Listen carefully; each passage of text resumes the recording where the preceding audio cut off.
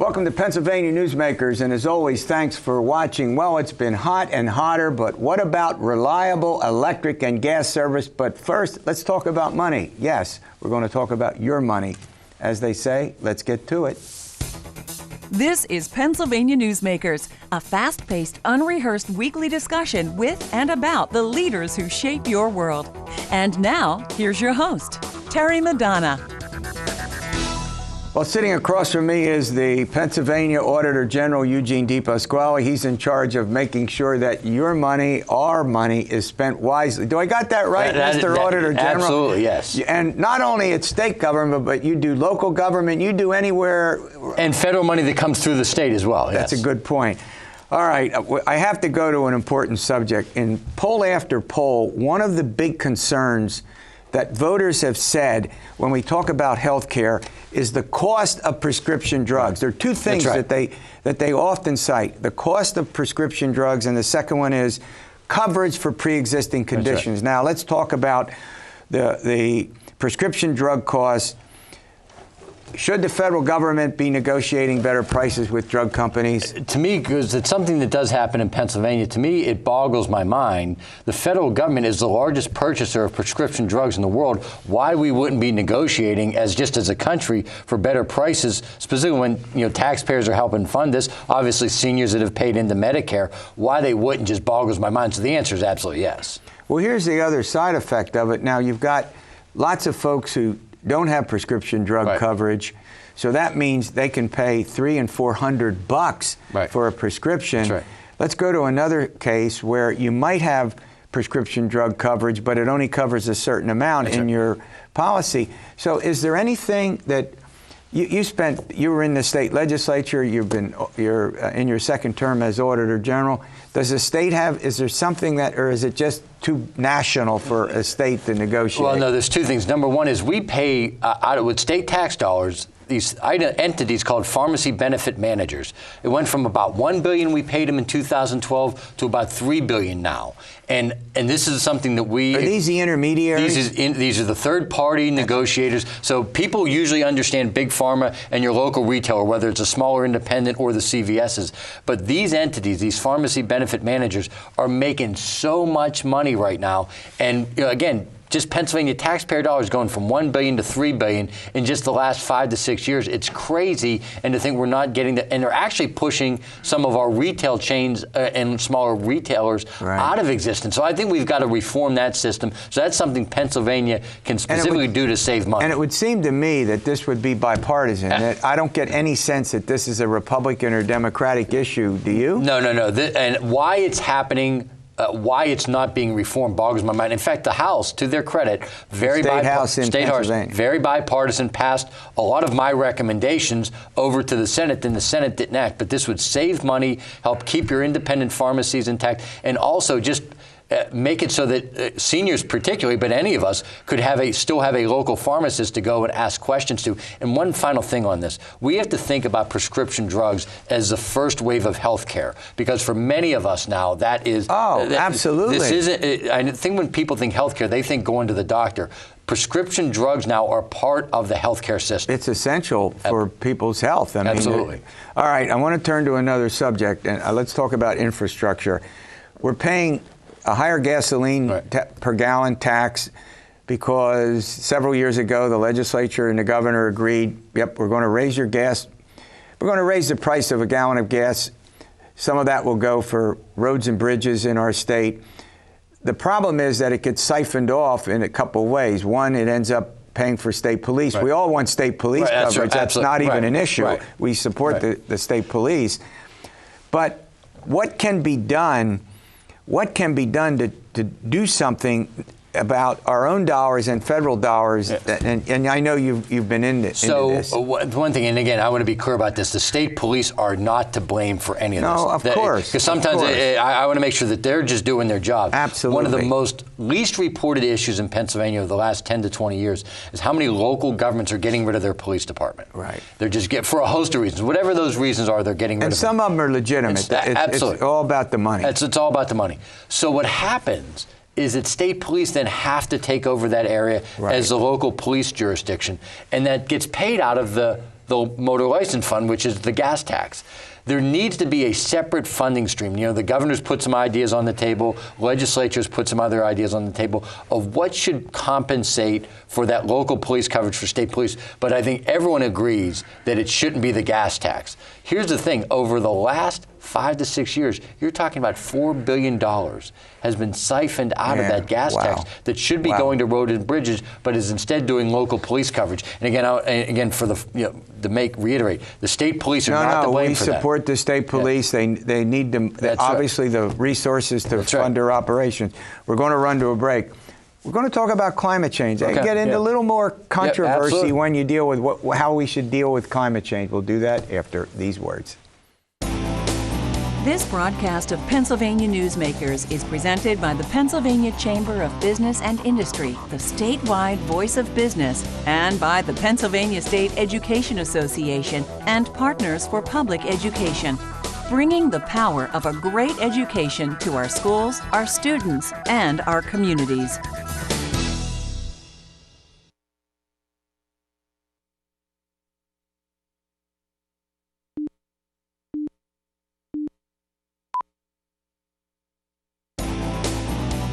This broadcast of Pennsylvania Newsmakers is brought to you by the Pennsylvania Highway Information Association, the go-to source to learn about transportation projects and issues. Please visit pahighwayinfo.org. And by the Pennsylvania Manufacturers Association. Business in Pennsylvania is our business. Well, I'm chatting with Eugene DePasquale. He's Pennsylvania's Auditor General. He's in his second term. All right, climate change. Promoting alternative energy sources is very controversial given the history of this state with petroleum, with coal, with natural gas, and wind and solar. It's all becoming. So what should we do? Yeah. So first of all, in my view, climate change is real and it has to be addressed. And so, but I think the idea that we're going to just fix it overnight. Look, it didn't take overnight to get into this problem. We're not going to fix it overnight. We clearly need a 20 to 30 year plan where we're going to phase out anything that is bad for the environment, but phase it out over a period of 20, 30 years so we can go to something that is carbon neutral by the time you get to, say 2050. And we do that through more. You don't think it can be done in 12 years? What's that? I think 12 years is a real challenge. But we've got to do this in a way that is both good for the environment and good for the economy. I think, first of all, I think that's the right thing to do. Secondly, to just win it politically, if people view this as it's my job or the environment, in the short term, people are going to vote their job. I think we've got to do this in a way that promotes both. And I think the way to do that is, look, you take solar and wind, for example. There's ways to get good union jobs out of those two industries. But it's not going to be just those. It's got to be sort of an everything all in.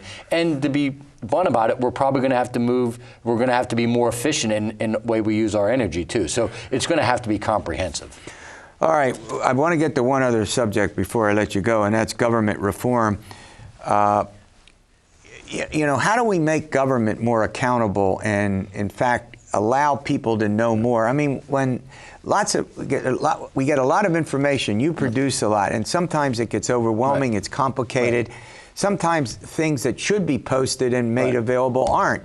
And you have some thoughts about this whole area of government, right? I think we've got to simplify. So I was the first legislator to put my expense online. I was the second statewide elected official in the country. The governor of Alaska, not Sarah Palin, beat me to the punch on that one.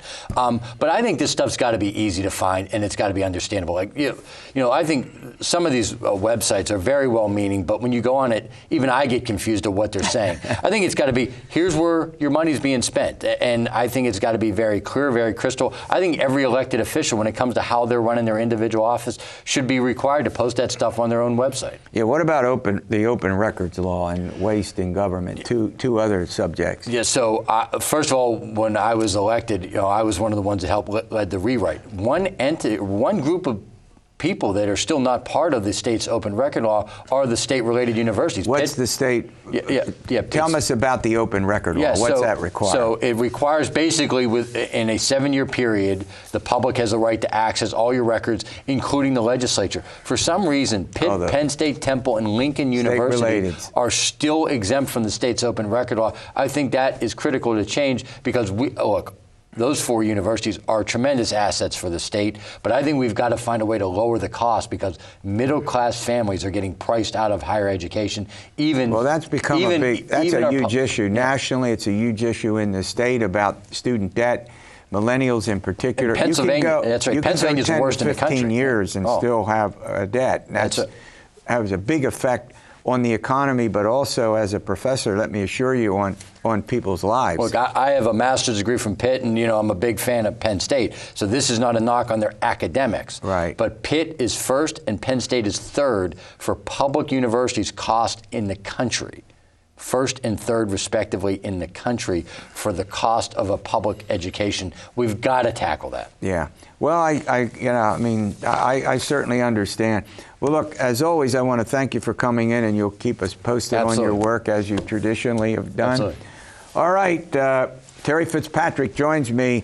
He's the CEO of the Energy Association of Pennsylvania. We're going to talk about it's hot, and as I said, it's hotter. And what about reliable electric and gas service? We're going to get into all things energy, and we'll do it after these words. This broadcast of Pennsylvania Newsmakers is brought to you by the Pennsylvania Credit Union Association. Pennsylvania Credit Unions, where people are worth more than money. To find a credit union that is right for you, check out ibelong.org. And by the Energy Association of Pennsylvania, Pennsylvania's energy information source.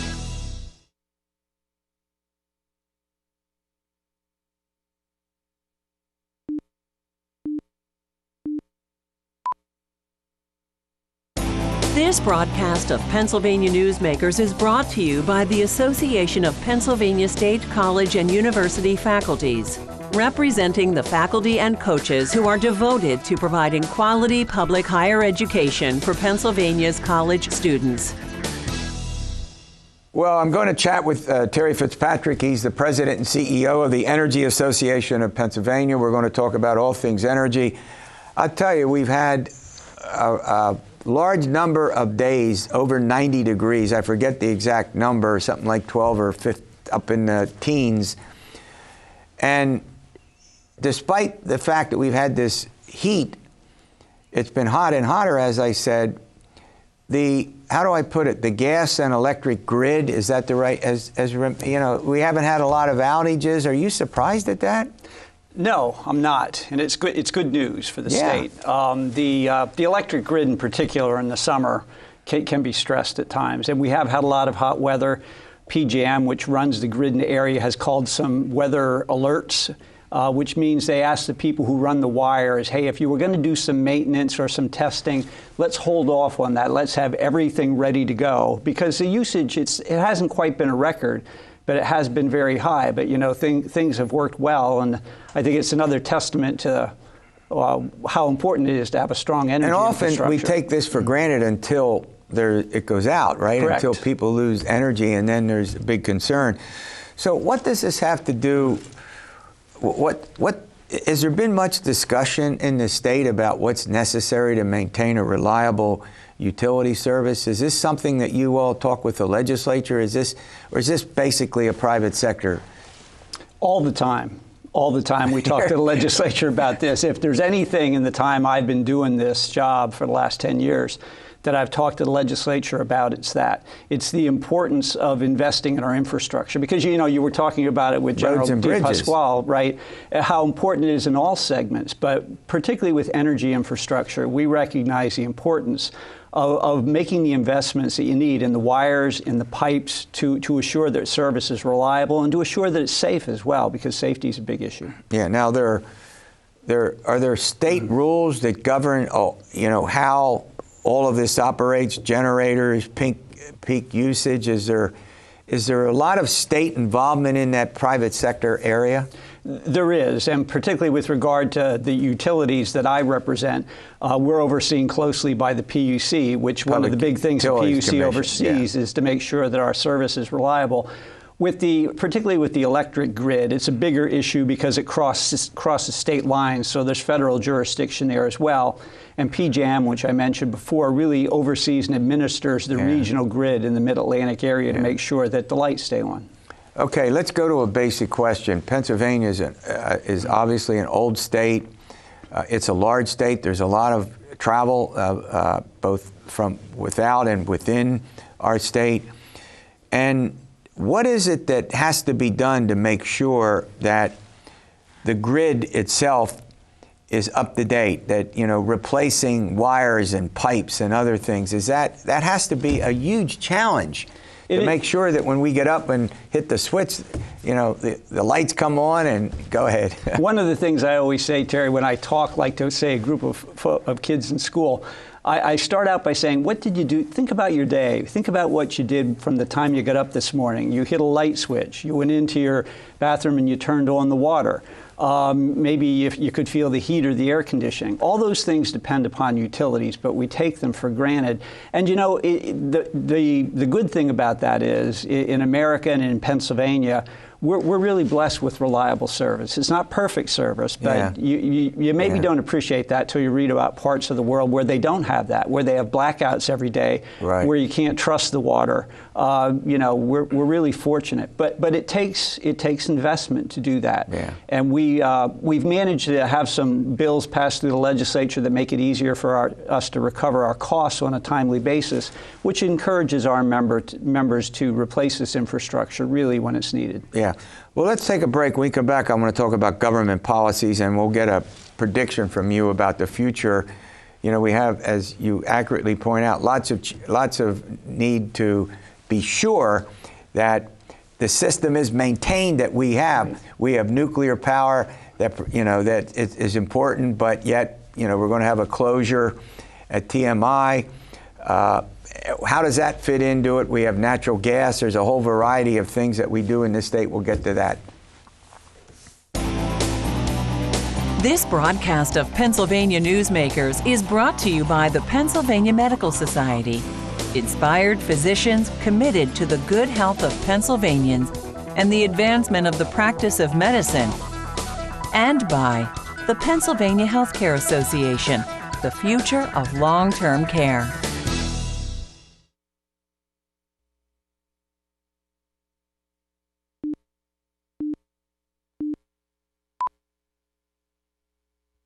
All right, how we get our energy and what we do with it is controlled in many respects by government. Government policies matter too. Other states have some trouble with that. Talk about it. Yes, well, you know, I think we're blessed in Pennsylvania, Terry, with the amount of energy that we have here. And it's always difficult when you talk about building infrastructure. You know, it's tough to build electric transmission lines. It's tough to build gas transmission lines. A lot of impacts with that, environmental impacts that have to be worked through. But, you know, it's really important to go through that and to build it, because if you can't get the energy where people are going to use it, what good is it? I mean, that causes shortages, it causes prices to go up. And really, you see some really some good, well, not good in a sense, but you see some examples of that. If you look at our neighboring areas, like New York, for example. In New York, you can't get a gas pipeline built into the state or through it. It's now to the point where the utility that serves suburban New York City is not hooking up new gas customers because it can't be sure that it has enough pipeline capacity in the winter months to serve the heating needs of the customers it has.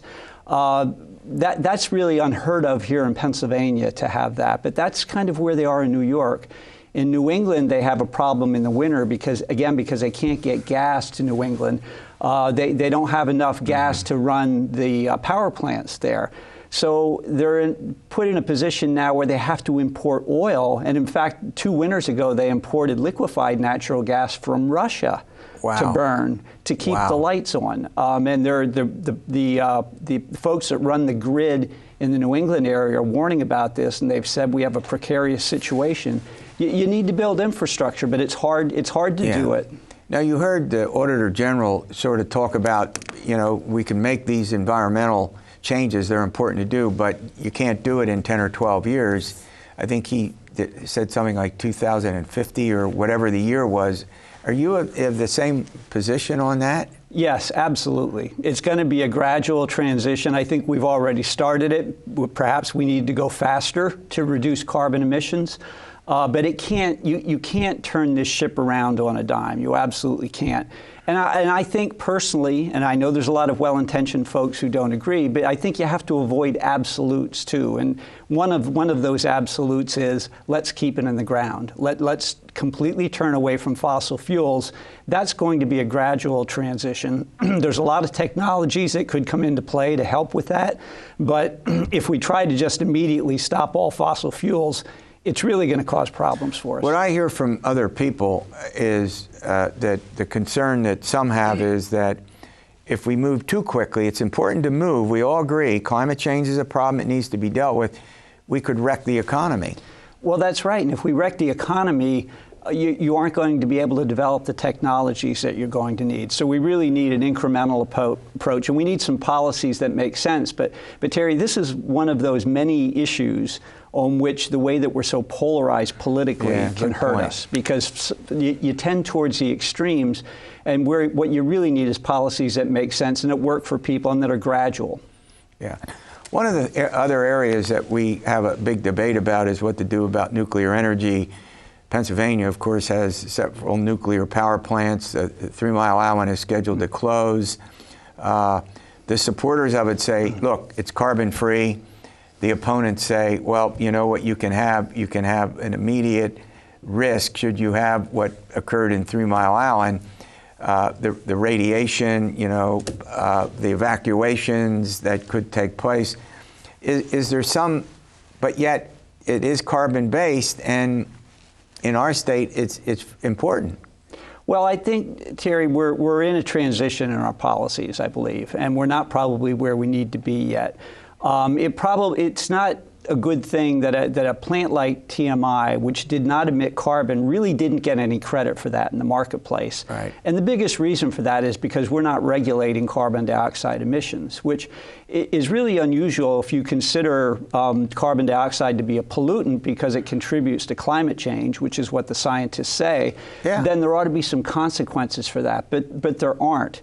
If there were some consequences, a plant like TMI, which does not emit carbon, would have been given some advantage in the marketplace. But our policies aren't there yet, and they couldn't wait any longer. They didn't feel, so the plant's closing. Well, and we don't have a lot of time, but in my judgment, spending a lot of time around Generation Z and millennials, given what I do, huge concern for millennials and about the climate. So it's going to be with us. It's going to be a huge issue moving forward. And I think everybody in our industry recognizes that we need to get cleaner, that's just inevitable that we're going to have to do that. All right. Well, look, I want to thank you for coming in. You'll come in and keep us posted. Sure. All right. We'll see you next week for another edition of Pennsylvania Newsmakers. And as always, stay well.